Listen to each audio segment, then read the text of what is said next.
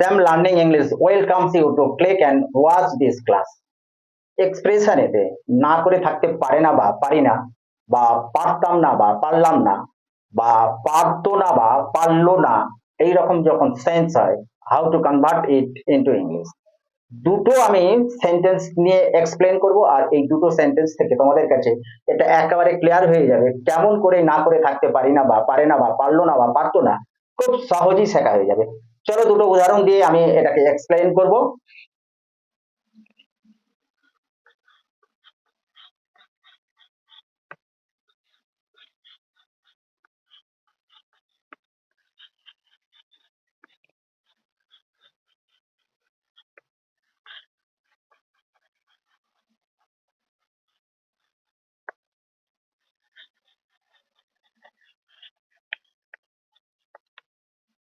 ভূমি can not but Singh Rabindrasangeet.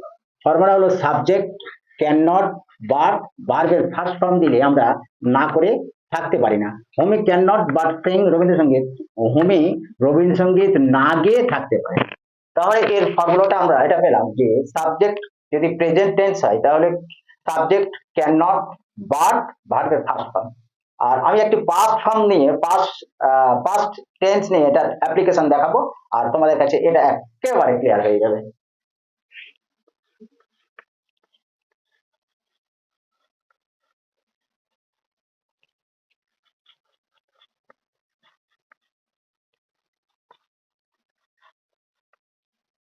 he